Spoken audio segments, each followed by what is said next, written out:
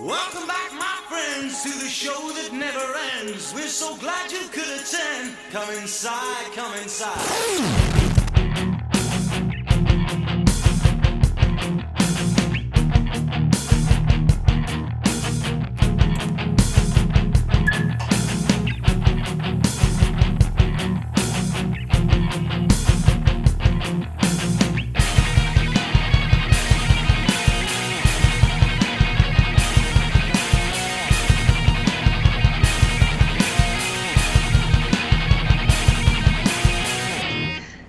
Hello one, hello all. Welcome to the June 28th through June 30th edition of Show Business. I am CP. And I am Lindsey of My 2 Cents of Nonsense. Welcome. And I'm Fuego, back after very sadly missing last week, but awesome stand-in with Cody. Can never go wrong with him. So we said you were. What did we say that he was? I think you said on assignment. On assignment. That's exactly what I watched said. Some of it, yeah, when I could. I was like waiting in line, trying to tune in and stuff, and yeah. Yes, indeed, on assignment, and he's got news for us, some early breaking news. But before we get to all the fun stuff, let's get to the boring stuff. The math. Toy Story held on, first place with 60 million. Annabelle Comes Home came in second with 20 million. Yesterday in third at 17 million. Aladdin finally knocked out of that 3 spot with 10 million. And Secret Life of Pets, which was in 5 last week, and 5 again this week with 7 million. So, Toy Story kind of cut in half. That seems pretty normal. Is Annabelle at 20? Is that a lot? Not a lot? What do we think of Annabelle coming in at 20? That's considered an underperformance from what I would think. I mean, based on the previous 2 entries doing in the 30s, and I mean, is there Conjuring fatigue? That's what people are starting to speculate now. I don't know. That's a really good point. That it could be the fatigue. It's just unfortunately that it's this movie that got it, because I feel like this is the movie that could really.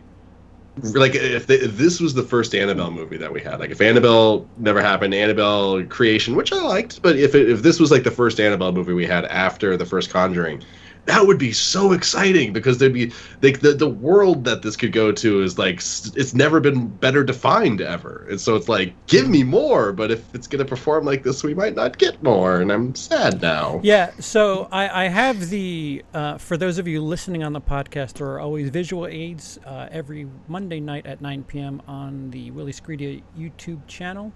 If I may, beautifully crafted visual aids by the amazingly talented CB. Well, your check's in the mail, sir. Sweet. So anyway, what's interesting about the numbers for this Conjuring verse is the movies don't do incredibly well, opening weekend domestic, but worldwide they make their money. The Nun opening weekend 53, domestic total 117, worldwide 366. Conjuring 2 total domestic 102, worldwide total 320. Like they're all solid for 300 million worldwide. Meanwhile, Annabelle Comes Home, which just came out, 20 million, 31 total domestic, but worldwide it's already at 76. It's going to make 100 million worldwide. What do you make of that? What is it? What is the rest of the world seeing in this series that we don't? They don't have to deal with some of the weak dialogue that some of these movies have, because they good point. I liked Annabelle Comes Home, but a couple of the lines, a couple of the scenes were a little clunky, and like throughout the series, there's definitely a little bit of that. And when you don't have to deal with any of that, you're just waiting to get scared. Maybe it works. Like the same reason why people over here love Ringu. Mm-hmm. I'm probably not pronouncing that right, but the Japanese ring. Exactly. Okay. If you want to be all American about it, the rest of the world loves what we make these days, and people here in the States are kind of lukewarm to it. It's kind of the ongoing story of 2019. I feel like. Yeah. Go ahead, Fuego.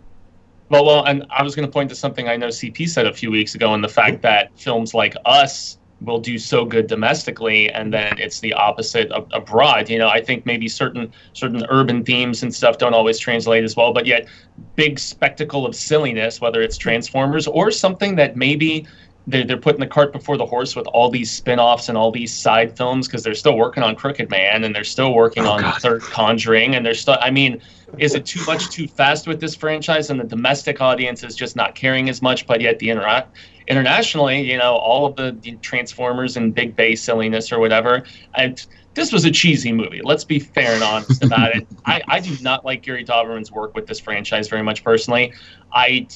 I thought Creation was significantly better, but in hindsight, Creation really feels like its own little pocket thing. It felt less like an actual Conjureverse film.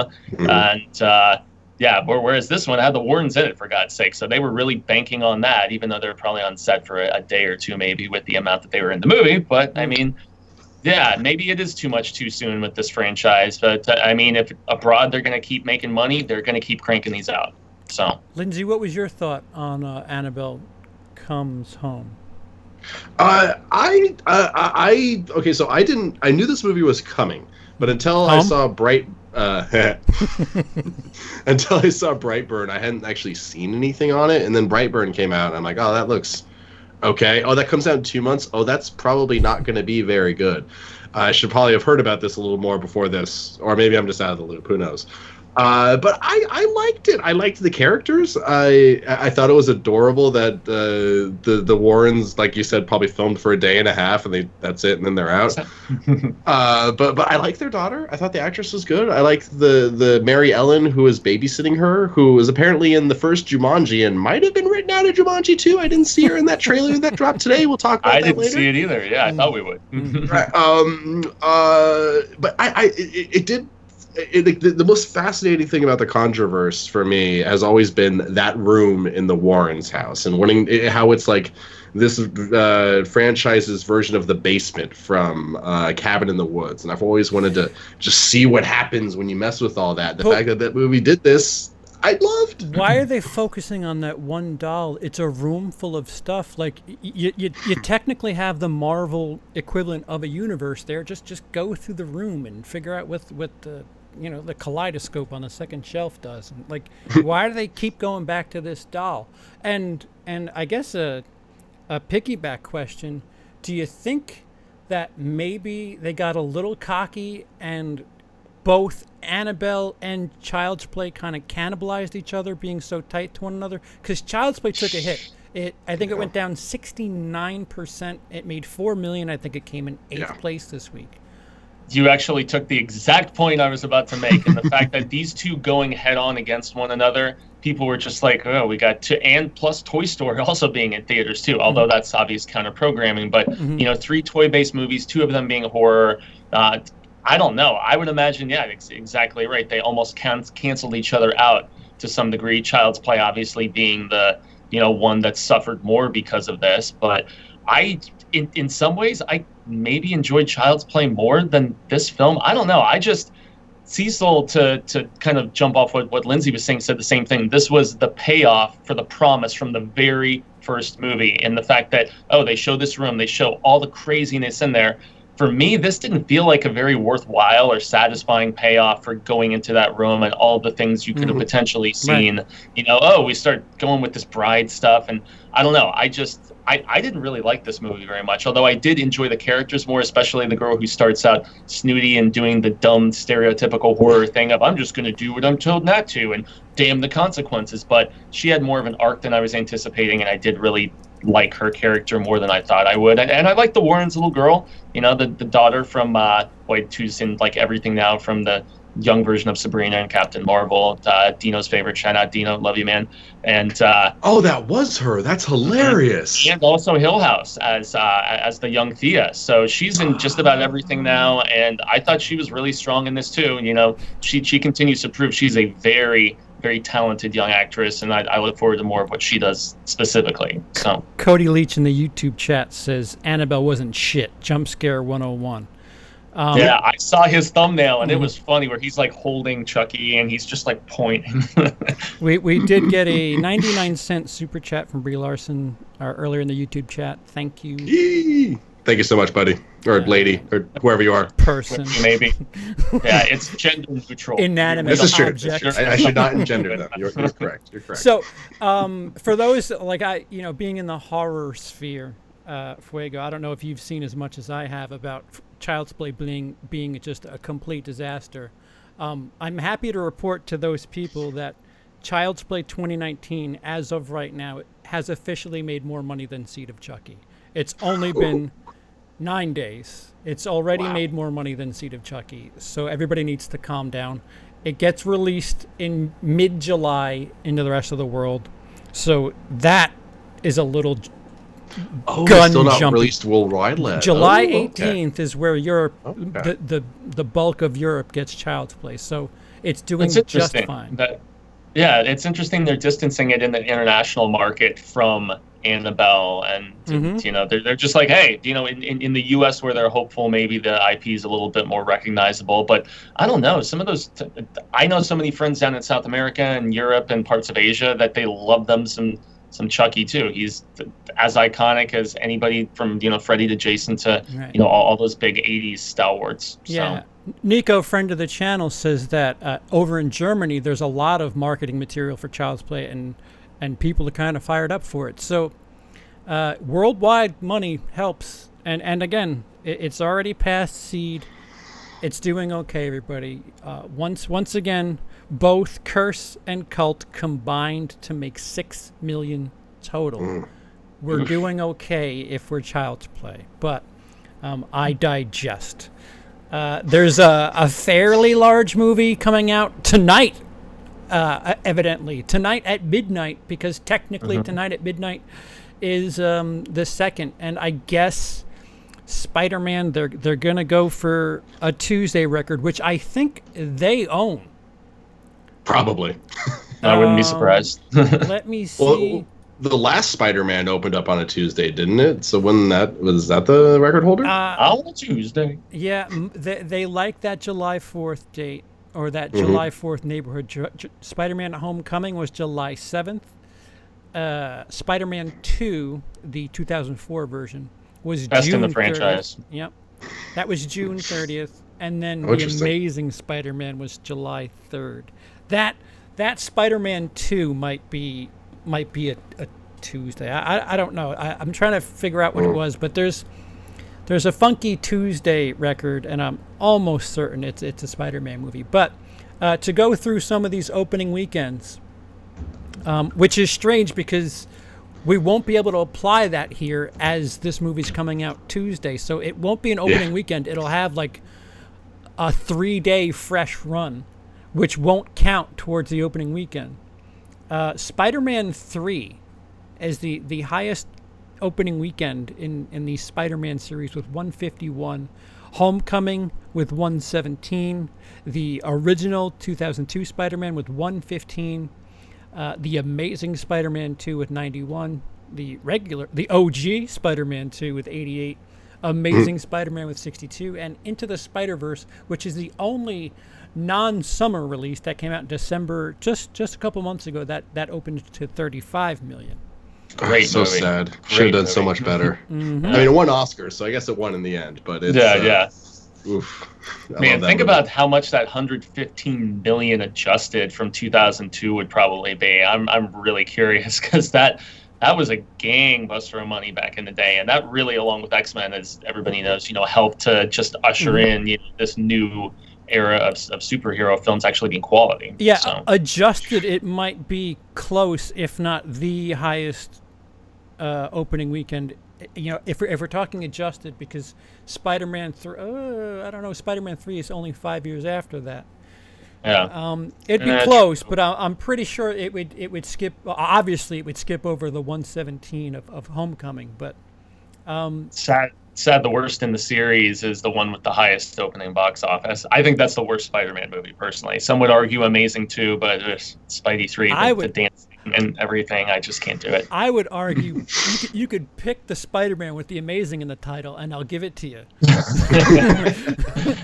I didn't like the first one. Yeah. Wait, guys, hold on. Are we ignoring the Japanese Spider-Man show with like the mech and stuff like that? I mean, come on, it's a TV show. Sorry.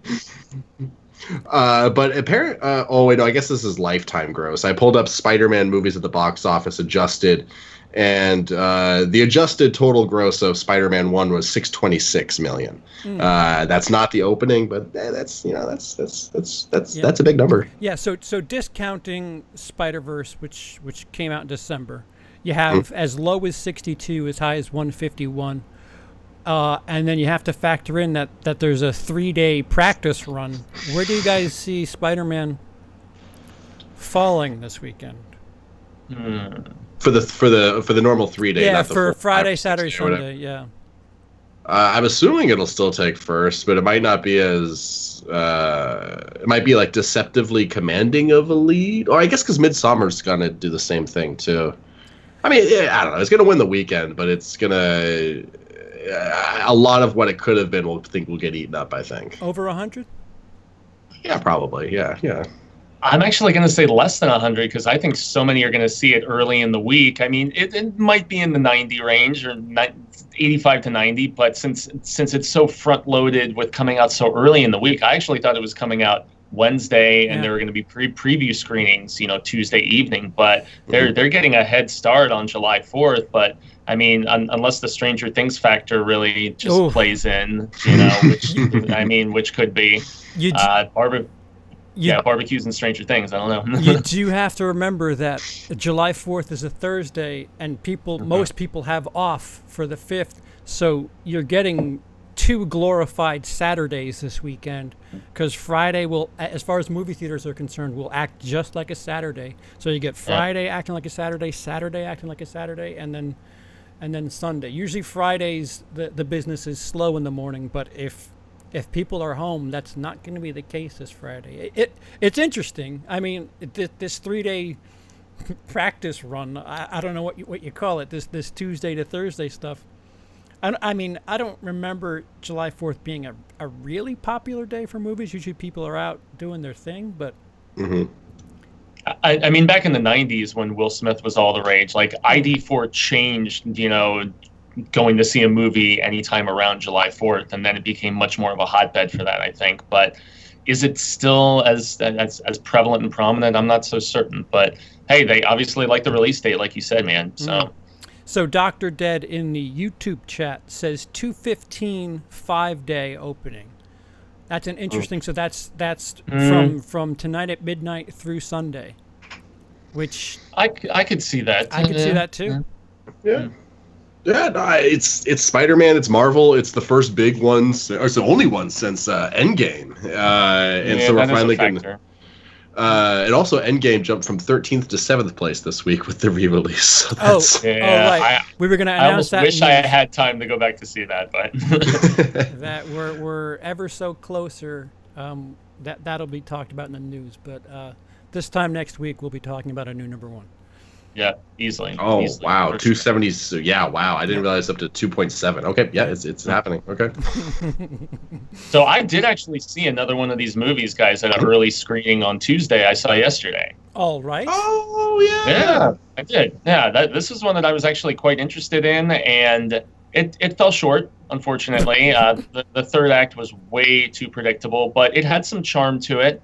It's unfortunate because I kept comparing it to Across the Universe, which is a movie that interweaves beat songs into a narrative that I'm a really big fan of, and it fell short drastically of comparison to that movie. And also Rocket Man really impressed me with so many different dance numbers and some of the drama that they injected in.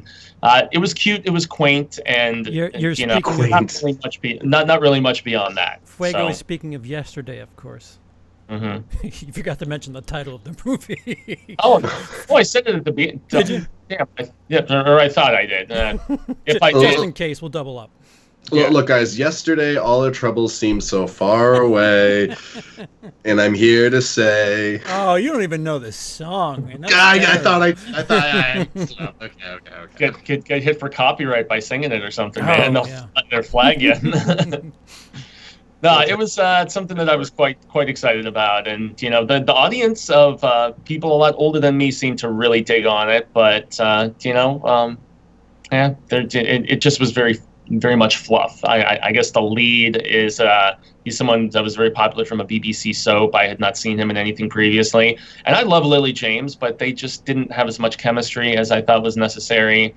And I don't know, the songs were decently well interwoven, just I don't know, kept making the across the universe comparison. It's pretty light, right? It's a guy who, like, what the world forgets Beatles music, and this guy just kind of capitalizes on it and writes Beatles music.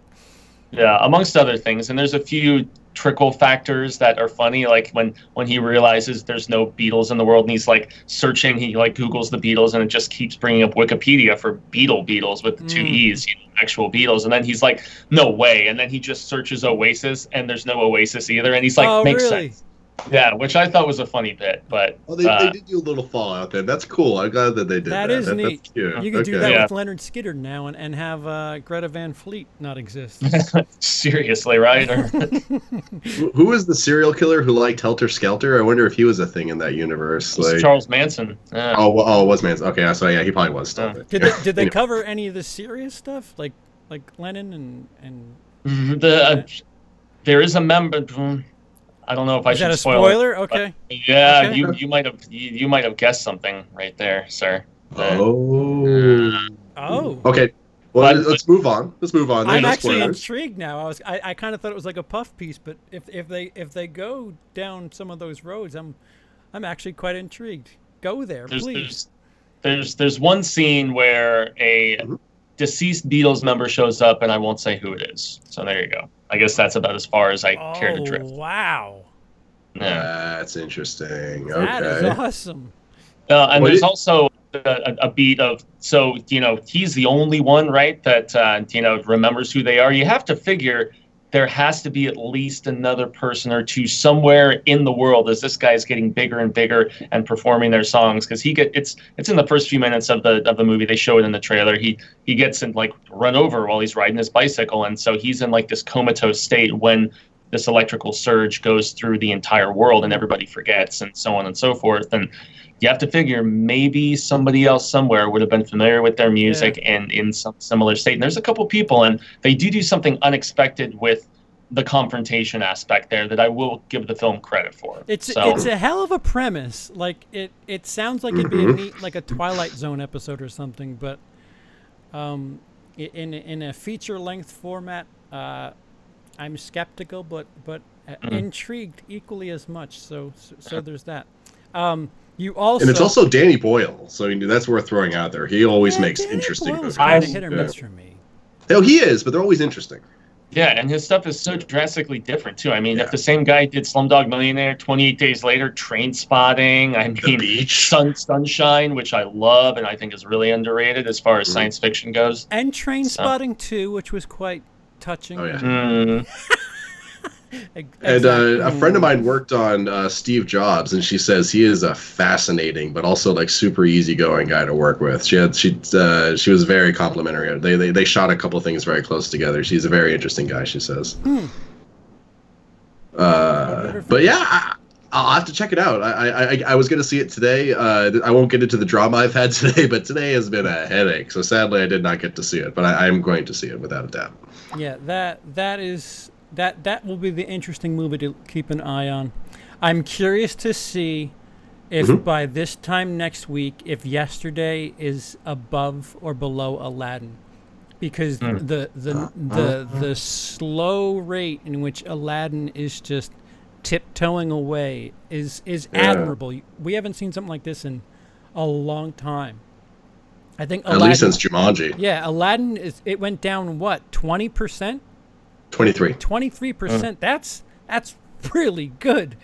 Yeah. But That's one thing about these live action Disneys when they hit well, like The Lion King and Beauty and the Beast, they have the longevity. And like we talked about a couple weeks ago, when stuff like Dumbo, I think Dumbo is still in some select theaters, but it's not making any money. They're just keeping it out there for whatever reason. Maybe with hopes that somebody sees Aladdin and they're like, "Oh, we had so much fun with Aladdin. Maybe we never saw the Dumbo movie. Let's go see the Dumbo movie." I think Will Smith announced that this is his highest grossing film too. Aladdin is the highest grossing Will Smith vehicle. Whoa. He's actually great in it. I liked him a lot more than I thought I would. I really don't hate it. I wanted to hate it and I don't. So whatever that's worth. No, I agree. I think he was the best part of the movie, but he's got some high grossing movies. Is it? Oh my God, it is. What? Let us in on your inner monologue there, Lindsey. Okay. Wait. No, not okay. So in terms of domestic, it is in second place behind Suicide Squad. Depressingly enough.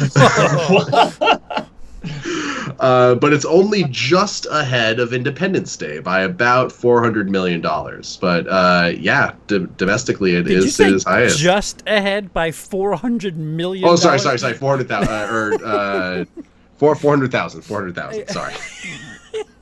It's only just ahead by what Batman vs Superman made. So it's only beating it by the GDP national growth of Ukraine. Okay.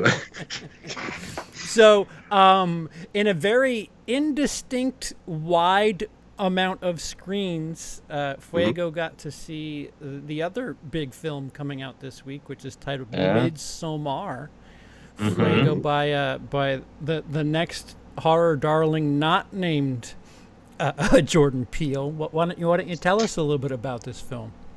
Yeah, so lots of, hype, at least within the horror community, because of the fact that Hereditary was a feature debut from writer-director Ari Aster. It actually went on to become the highest-grossing film ever for A24, who, they're very hit and miss with the average horror fan because they can trend into the kind of snooty mainstream of cinephiles, and, I guess that's off-putting for certain hardcore, Cecil. like meat and potatoes horror fans, I guess is a way that I would describe it. And yet Cecil loved Hereditary. Marsha, who usually hates on A24 stuff like The Witch and various others, loved Hereditary. That was surprisingly, our whole family within the horror show, at least like the core four, we all loved it. I was shocked by that, in all honesty. And so, expectations were running high for this, and I saw it. It was not a fan/press screening. It was a press only, and it was only a half full, very small theater, and beautiful visually. Just the color palette, some of the camera work is just really extraordinary, and just some of the little nuanced visual effects that are almost like in the background in certain shots and stuff. You see in the trailers to this film that people are drinking mushroom tea and stuff, and they're like tripping out at this festival in Sweden. And some of those cues are, as someone who has experienced some of that firsthand, it felt very authentic, and it was very cool from that standpoint, at least as far as the look of the film. It was the familiarity of the story and just the lack of likability for most of the characters that derailed a lot of it for me. Hereditary. So were they just not likable, or were they badly written, just out of curiosity for the characters? I felt like they were deliberately not supposed to be likable, and I know that was the intent of Ari, and it gets a little bonkers in the third act. It's going to be a slow just trudge for a lot of people who want gore and want this and want that. So it is very A24 in that regard.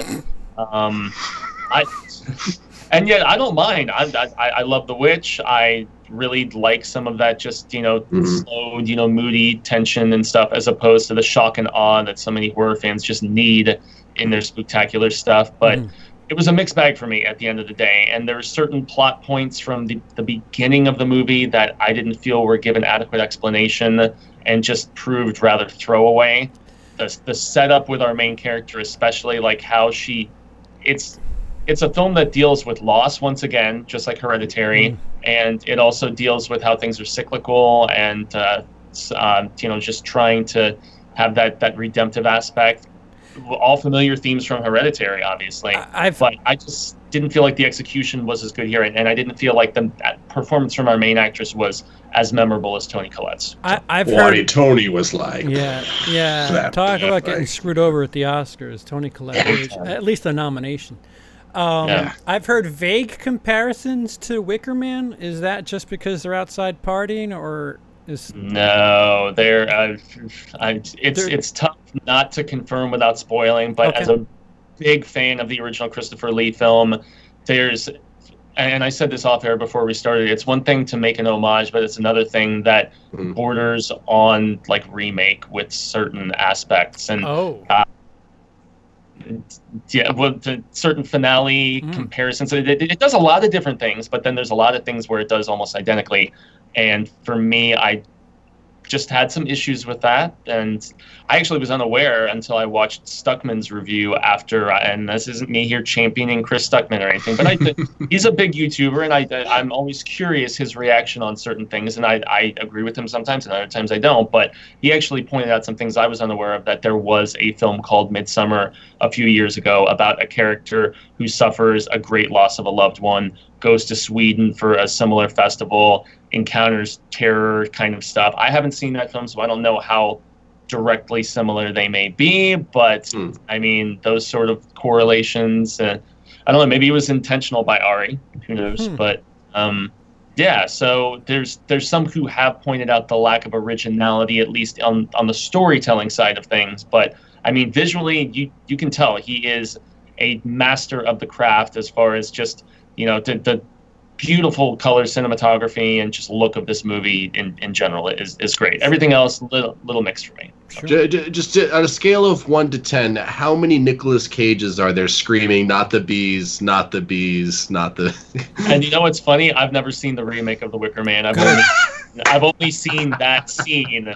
Because I love the original film, and the original. I mean, and this movie even starts almost identically that the original Wicker Man does. With like dancing naked chicks and weird singing and stuff. I don't know. There's a lot of similarities, but he's worn his inspiration on his sleeve throughout most of the promotional process and everything. So I don't know. I guess I was just hoping for something a little bit different. And there's one scene in the third act where all of the journalists were laughing at this scene where it gets really weird, and I'm not sure if it was intentional or not. There's some who have argued that it was. There's others who have argued that it wasn't, and I don't know. When you guys see it, you'll know what I'm talking about. Yeah. Interesting. In New York, there's lots of blending because they'll rent out half a theater, and usually more often than not, I'm sitting in half and half screening where it's half, critics and journalists and half people that won tickets or whatever, and that is a better experience because if something hits in a show like that, when it wins over the entire room, that's when all right, movie, you did all right here. So I can't imagine watching a movie in a completely critic-filled house. I'd almost want to. I don't know. I don't know what I'd want to do. No, it's usually like a somber thing, right? Yeah. People are isn't that true? It's not really like whooping and cheering and stuff like that. At least from my experience. I mean, most of ours are the exact same setup as CP was just saying, that it's usually we have a specific press section in the very center, usually the prime seats, the middle, rows from the initial little railing until like five, 6 rows up, and then the rest is filled out with people who have either won tickets or whatever else, and so that is a much better gauge of quality. And I mean, maybe not even quality, but just effectiveness of the film, because you can argue quality all you want, and that's all relative. But if there's just that consensus of positivity and enjoyment, it was definitely a little stuffy in that room, guys. I gotta say, it was a much smaller theater too. It wasn't like a big, huge theater. I guess Hereditary screened in the same one in Tempe, just outside of Phoenix, 2 years ago, or like a year and a half ago, or whatever it was. But what a quick turnover for Ari to have another movie like. About a year and a half later. Well, it's like I said, him and Jordan Peele, for as much as whatever the hell else is going on with mainstream horror, you have these two guys Perhaps Jordan Peele speaks a little bit more to the mainstream, but Ari Aster is should be in the same conversation because they both have a little bit extra to say than just I'm gonna pull a jump scare. Which I don't know if you guys have seen the It 2. I don't know if it's new. But it might have been my first time seeing the It 2 trailer in front of Child's Play this past weekend, but I'm not too excited, or maybe I'm just guarded. Do you guys know the trailer I'm talking about, where she's waiting for tea at the old or her old house? Yeah, it looks okay. I'm not sure if we really need to go into the history of Pennywise. Like, I think he's interesting without it. But I'm excited. I think the cast is good. I think it's a horribly missed opportunity that they didn't cast Seth Green in this, because Seth Green was a kid in the '92 version. He should have been an adult in this one. It's like, come on. Does beep Richie, but he was done so wonderfully by dude from Night Court, man. I swear. Night Court guy. Yeah. So to news. So Aladdin dethroned Toy Story 4 in Korea. Oh wow. So I don't know what that says. I don't know if it was just released. North or south? I'm kidding. I have Korea. It could have shown. They could have combined the numbers. All I have is Korea here. I'm assuming it's south. I don't know if this was its opening weekend in Korea, but it dethroned Toy Story 4. So I don't know what that means. It's just intriguing one way or another. Spider-Man already released in China. $97 million, which is a lot of money no matter where you go, let alone China, where 13 is a surprise. We had a couple of trailers drop this week. I don't know, gents, if you'd like to talk about the two. Well, I guess we could start with Charlie's Angels. Oh yeah. I totally forgot about that. Directed by Elizabeth Banks. Yeah, who did so great with the what was the Pitch singing Perfect movie? 3, right? Yeah, Didn't that's she right. direct That's that? right. Yeah, she did direct it. Did she just direct 3, or did she direct 2 as well? Does it matter? Yeah, maybe she did do both. I know 3 was where they tried to add the action element into it, and I don't know. I think it fell flat. It was flat pitched for some people. Hey. No. That's a bad for you. Popsicle stick joke, yo. Yeah, I know when I left Pitch Perfect 3, I said, you know what? This director's going places. I need to know more about. What do you got, Lindsey? I knew it. She did not direct 3. She directed 2. Huzzah! Oh, so who directed? Even worse, who directed 3 then? Oh, Name not there. First name, last name.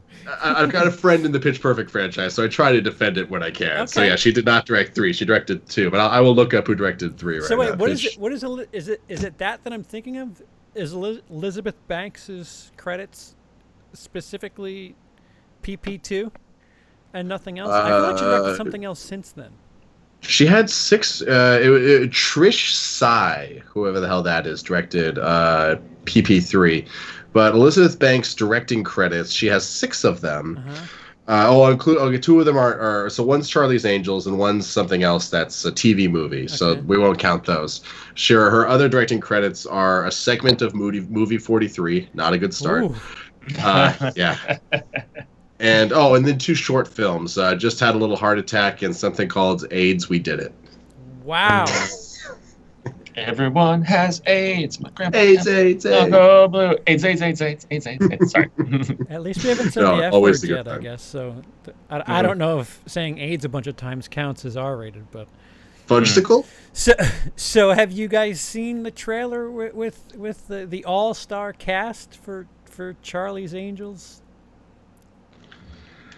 I really didn't have much reaction to it. Like, I like that Patrick Stewart's in it. Yeah. That's always a good time. I've always been a fan of What's Her Face outside of the Twilight movies. Kristen I guess Stewart. I shouldn't say always. Kristen Stewart. Yeah. Underrated actress. Yes. I completely concur there. I quite enjoyed her performance in Camp X-Ray, which doesn't. Or Personal Shopper. Personal Shopper. Really good movie. Yeah. That's true. I liked her in American Ultra. Although what's it that?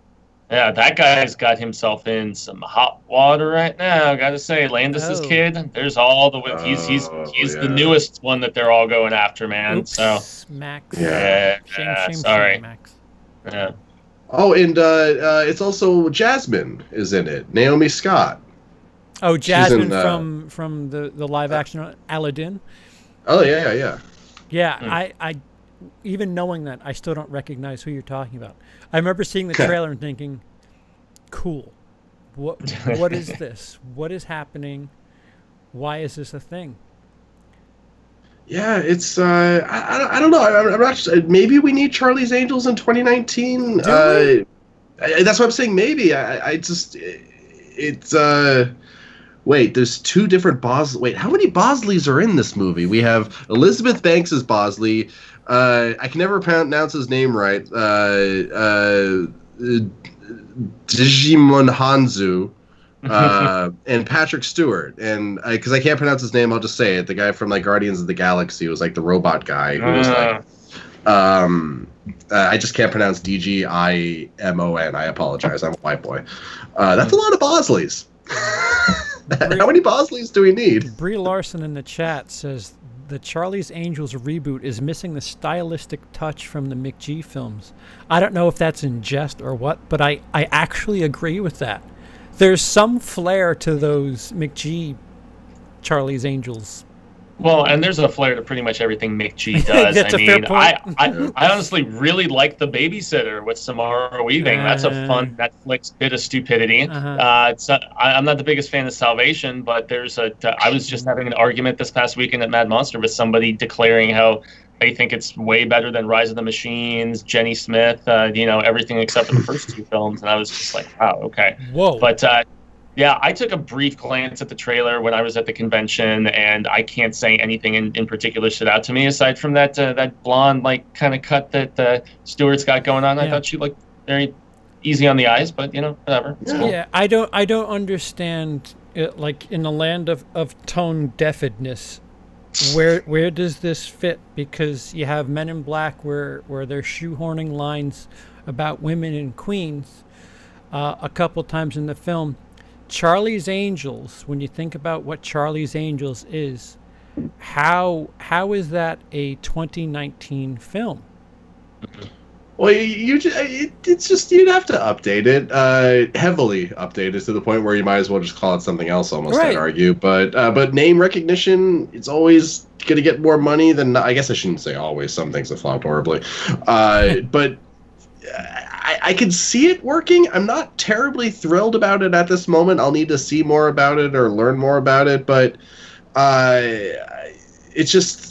I'm just so tired of seeing old things. I guess that's my biggest complaint about this. Like, we've seen 2 or 3 Charlie's Angels movies this century. Was it 1 or 2 or 3? This is the third one. Oh, this is the Full third one. Throttle was the second one, and this. That's right. Yeah. Okay. Yeah. So it was just the 2. It could be good. I always want to see good movies more than I want to see bad movies. So I hope it's good. I'm not really holding out hope, but fingers crossed. It's going to get chewed up by whatever is left of Terminator, because I think they're going up pretty close to each other. Yeah, I want to say this is the 19th. I want to say that it comes out. Are they going the same weekend? Because I thought Terminator was pretty. Excuse me, no, November 15th for Charlie's Angels. I would have to cross-reference real quick for Terminator. It's tight. I don't know if it's the week before or week after, but Terminator's mid to late November. That's really tight. Okay, November 1st. So there is 2 weeks between, but that, which might give them enough breathing room, I guess, for all the girl power in these sort of franchises. But just to echo what Lindsey just said though about always wanting to see something new as opposed to just the recognizability of this IP. It's at least going to get their butts in the door initially, but that doesn't mean word of mouth is going to keep them coming in. But pretty much every news story that I was looking at that I was going to mention to you guys, I'm just like, okay, sequel, remake, sequel, everything that I have down here from, 3 from Hell getting a release date to Paul Rudd joining Ghostbusters to Bill and Ted Face the Music starting to film this week. Everything, with the exception of the fact that the trailer for Knives Out is supposed to be debuting tomorrow, which I'm very excited about. It's Ryan Johnson returning to noir kind of crime stuff after pissing everybody off with The Last Hashtag Jedi. not my noir. Yeah. Yeah, but everything else is all remakes and Halloween sequels. 2020 is filming Yep. in October too. We need to Oh my tell God. everybody now that they're going to film in 3 months because So so I can say that Drum Dums can get going on at least 2 different videos, 2 to 3 about just that release announcement or we whatever. should send a thank you letter to Universal every month or a card or something. So the other trailer that was dropped recently was the Jumanji trailer, which I have not seen, oddly enough. I watched it right when I got home. I had some issues with my Skype, and I was trying to get my password reset so I could get a hold of you guys. And as I was in the middle of that, I was multitasking, and I filmed a reaction to. Nice. So I'm going to put that up this evening after I get done with this, probably before heading to Spider-Man. But I enjoyed that Welcome to the Jungle movie so much more than I was anticipating. I saw the trailers, and I'm like, this is going to be trash, even with The Rock and Jack Black, both of whom I love. Kevin Hart, a little more hit and miss for me. But I had so many friends that saw it in theaters, and then especially when it got to Redbox and VOD and home release, we're like, dude, it's a lot more enjoyable than you may think it is. And I was like, all right, Redbox it. I loved it. I thought it's not, the most enlightening, thought-provoking stuff, but it was good, goofy fun. And, I mean, Jack Black acting as a chick was just unbelievably hilarious to me. Acting like a teenage girl was just priceless. So Cody Leach in the chat, hey sweetie, dropping some knowledge on us that Jacob's Ladder has a remake and a trailer.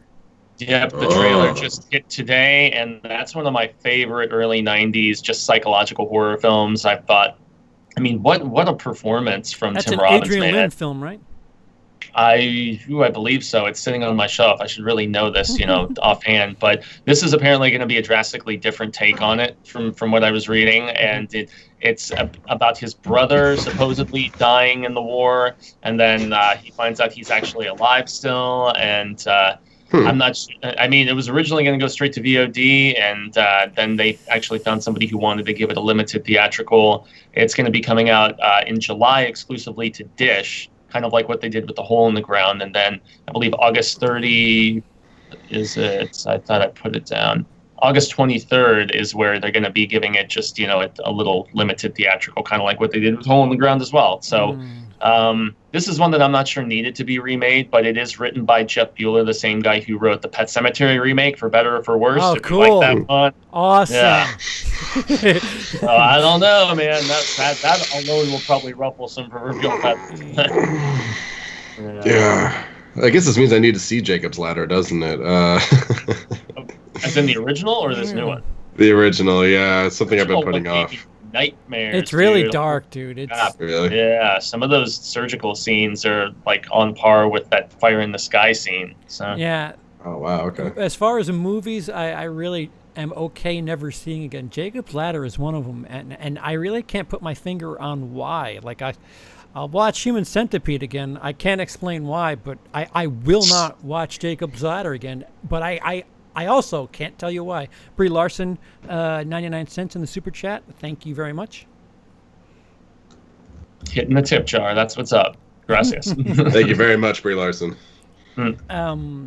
Yeah, so other than that, on the news front, Avengers is less than 2 million away from the record. Oh, is it that close? I knew it was close, but 2.77.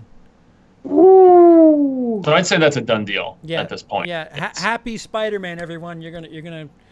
They're gonna be there and break the record because it made, I think, 5 million this weekend. It's gonna do 2 in the next 3 or 4 days. It's over. It made 6. Yeah, it made 6 actually. It was up 207% from the previous week. Well, yeah, they dumped it on a whole bunch of more screens too. Yeah, and they added the deleted scene, and I mean, it's, I don't know, double down, I guess. Do what you have to get yourself over the threshold. But Was it necessary? I haven't seen it. well, isn't it just like some random scene with the Hulk? Like the one thing that they added or something? I thought I read something online about that. You see, I was under the impression they finally added an end credit scene, but it was with unfinished special effects, according to what somebody was telling me at Mad Monster this weekend. And so they were just trying to get it out there just to, I mean, they were originally going to save this for the home release. And when they saw how close they got, they're just like, well, let's re-release it and make sure we get over. But I don't know. Don't on that one. No, that's Nice Try says it made 5 million and needed 27. How is that 2 million away? I could have my math wrong. Lindsay, do you mind double checking that? I certainly could be wrong. I might have carried a 1 or 9 instead of. I might have read it instead of 22. I read it as 2. That is very possible. Plus, so Avatar is at 2,787,000,000, and wait, where are you? Endgame. 2.787 I just had you for Avatar. Yes, and Endgame is currently sitting at 2,764,000,000. Oh, it is 24. I apologize. Yeah. Oh, okay. All right, so maybe not this time next week. Thank you, Nice Try. Apologies. Nice try, CP. But if it does make it, I'm just gonna take the claim anyway. Oh, and thank you to Mikey Mnemonic in the super chat, £2. Ooh. Yeah. That's one of my favorite peeps from the horror show, man. Mikey's my boy. What up, dude? Thank you for the support. Cody Leach says it's an unfinished, deleted Hulk scene and a scene from Far From Home. Oh, okay. Ooh, a little. That's interesting. There. Okay. He also said, same writer's Pet Sematary walks out. Wow. What's funny is I actually didn't hate the. I guess I shouldn't say I hate it, but like I watched the remake of the Pet Sematary and like, this is a movie, sure. And then like CP and I we did a thing on the original. I'm like, wow, yeah, no, just no. Yeah. It's not the same. It just isn't the same. And I'm glad you feel that way because I don't know if it's emotion or something, but the new one, I just don't have any need to watch it again. Like somebody said that there's an alternate ending out there that's pretty. There is. Well, go on. It's not really that much of a difference as far as the means to the end. It's just a different way of going about it, I guess. And I actually, they apparently with test audiences showed both endings, and the one that did not get chosen was the original scripted ending, and the one that actually made the final cut was the one that tested better with audiences. I personally like the script ending better. I feel like it's, I don't want to say darker, but just it appealed to me as a Stephen King fan a little bit more so. But I will agree, it's a much more mean-spirited and darker film that I don't think necessarily captures the spirit, first and foremost, of the original movie, but you don't want to just remake something, you want to do something different. But I don't know if it necessarily captured the feel of the source material either, and being the Stephen King crazoid that I am with hosting that show and everything, I had a lot of problems with that film, and, you know... If studios are this dependent on test audiences, I think they should just have, like, paid, legit... test audiences for hire. Like that's like, like somebody has the idea of having jurors, like full-time jurors. Have the same thing with test audiences. You get somebody who specializes, not specializes, but I like horror and action. All right, this is what we're going to show. We're going to show you horror and action. You get 20 guys or maybe 50 just to make it better, and you don't have the rom-com lady sit on the Pet Sematary movie, and vice versa. You pay these people like $50,000, which isn't a lot, but all they're doing is watching movies and tell you what they think sucks. Perhaps if they're a little bit more invested in the project, everybody wins, but what do I know? Audience testing is a very... Stupid. I've done it a couple of times, or studio, whatever you want to call it, like pre-screening I was calling the movies. it stupid. Oh, so stupid. He's like, let's call a spade here. Come on. I thought you said studio. I'm like, okay, fine, studio testing, whatever you want to call it. Stupid, It's same yeah. thing.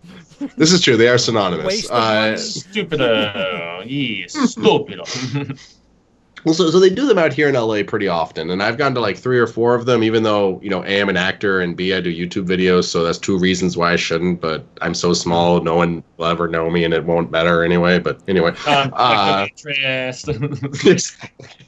But like it's a lot of fun because like when I saw what was it, the Pride and Prejudice and Zombies. Not only were some of the special effects not done, they hadn't started them yet. So there's like a scene with like horses like charging across a field at like zombies or something. I don't remember exactly what it is, but it was horses on a field, and they basically just had like just gliding over like partially rendered green space that was supposed to be this field, and it was just like stick figures on top of just horses that aren't moving but are just sliding, and it was absolutely hilarious. So one of the greatest things I've ever seen in a movie. So that alone made it worth it. But I do agree that they should maybe not so randomize it, so you're getting less, I don't know, I don't want to say Cletuses in there that don't know what they're talking about it, but less Cletuses in You know what? Pay them less and offer them some of that back end teat. You know what? Hey. All right, we're going to pay you $30,000, which is not much at all. You can't live on $30,000 in this country. But especially if you're in California, yeah, I mean, or New York. But if you help us make the right decision, and this movie ends up making more than we expect, we'll throw $1,000, $2,000 your way. Yeah, back end bonuses. That's on. Yeah. I'd be all over that, man. I'd be applying to that weekly till they accepted me. Like you're just watching movies and giving notes. Like treat it seriously. What do I know? What do I know? I'm just some idiot. You know what? The people in management are always better because they're there and we aren't. So they're better. Just don't question them. I already hate myself for making that joke. You're like going after the infallible. Oh no, man. So what are the plans for the week, gents? Well, now that I know that Spider-Man's tonight, I'm definitely watching Spider-Man tonight. Yeah, I think I'm doing the same thing. So I was, well, it's not box office. I was going to re-binge some Stranger Things at some point, but yeah. I mean, since I've already seen Midsommar, I still haven't seen Late Night. That's one that I keep hearing good things about, and it's still in theaters, although just a couple screens at this point. It didn't really and I was still so curious about Anna, which we talked about 2 weeks ago. So I mean, I always have something in my back pocket that I still haven't had the chance to check out yet. That I'm like, all right, I got 3 a week on this Stubbs, and if it's not something I had press for, I have to I hurt inside if I don't use my 3 a week. I generally my inner thriftiness just cries out in pain. So, Are you thrift shop walking? Gotta buy some cabs. Only got 20. Okay, stop. Lindsey, what do you got coming up? Well, I know I've been kind of inconsistent on my videos and teasing things out, but Stranger Things is this week, and Stranger Things is my bread and butter, my friend. So there is no way I am not doing a video on Stranger Things, especially because I'm constantly predicting stuff on this show. It's so crazy. I love it. Wait. Yeah, no. 3 is what, Friday or Thursday? Midnight Wednesday. on Thursday. Yeah. So Wednesday segues over into Thursday, July 4th. Yeah, that's when it's all episodes, and they're going back to 8 episodes, I guess, for this one after doing 9 the previous season. So Yeah. Oops. Well, I mean, the extra episode they added and got all the bad flack. Even though everybody hated that one, right? I thought it was all right, but yeah, there was a huge negative backlash to it. Do you want to know what I watched this weekend? The last 3 watch? seasons of Breaking Bad, which I've already seen. So I could have spent that time watching Stranger Things, but I fell knee deep in that final couple seasons of Breaking Bad because. Name me a better final couple of seasons, and then I'll go watch that show because Breaking Bad. Game of Thrones. The final couple seasons of. Sorry, I couldn't keep a straight face after that. Go ahead. So yeah, I wasted. I have not seen season 2 of Stranger Things yet, so I wasted that time very clearly. So you're going to have a video on. Oh, I don't know when exactly I'll get the video because I'm actually working a double Thursday, Friday, and Saturday. Oh, wow. Wow. So I will get the video out. I just don't know when. But Stranger Things is my shiznit. I play D&D now regularly. It's the first time I can say I play D&D regularly since Stranger Things started. So yeah, I'm doing something. Yeah, that's helped with the reemergence a little bit of the whole tabletop industry. I mean, it wasn't obviously exclusively responsible, but it helped a lot with just general interest in more of that stuff coming back hard, man. I 100% agreed. And it's for the better. We all need to be using our imagination more. And I love video games, but they only get the imagination so much. You know what I mean? Like tabletops get you just an extra level. Fuego, what do you got coming up? Honestly, since I've seen Midsommar, I mean, definitely going to be a review of Far From Home coming up, maybe even as soon as tomorrow if I do end up going to the midnight screening. And aside from that, yeah, Stranger Things, and there really isn't, aside from checking out, some of the backlog stuff and catching up on Patreon things for the horror show. I was reading, at least listening on the Audible to that Stranger Things. It's like a prequel novel that deals with what's his face's character from the first season. They actually have 2 different prequel novels out now, and there's also the comic book series about Will being in the Upside Down. That's 4 issues from Dark Horse that Cecil also passed along to me. That I don't know. It's going to be kind of a Stranger Things week, I would imagine. So I can echo Lindsey's sentiments there. But yes, tonight, Far From Home. I'm going to have to catch up. So if you're watching... I'm definitely going to read some of that stuff. Thanks for the tip on that, Fuego, by the way. I'm going to check that out. They're going to be nerdy about their nerdiness. Yeah. And also, to be fair, I should probably mention that. So I don't know if either of you are familiar with Mr. Mercedes. It's been a TV series for 2 seasons on the AT&T Audience Network.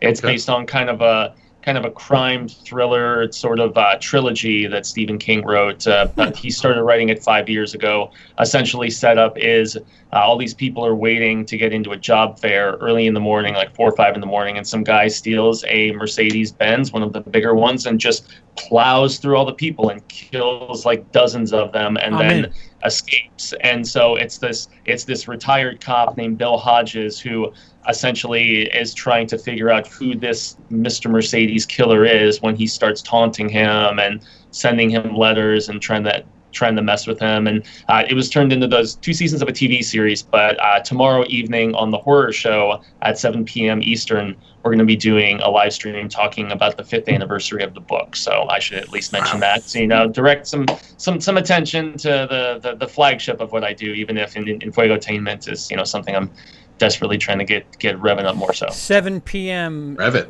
West, not EST. 7 p.m. What?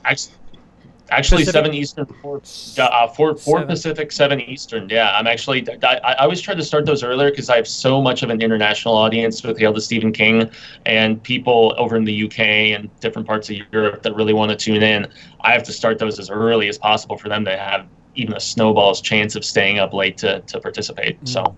And if you're watching and you missed any of this and you want to listen to our fun voices while you're doing a workout or doing your morning run or walking the dog or whatever, we are over there on your podcasting networks, Apple Podcasts, Google, Podbean. We're all over the place. Just look for Show Business. Oddly enough, we will come up when you search for Show Business, and you can listen to these very episodes. And if you're listening, we do this live with visual aids every Monday night at 9 Eastern on my YouTube channel, WILIscredia. For Lindsey and Fuego, I've been CP. Have a safe 4th of July.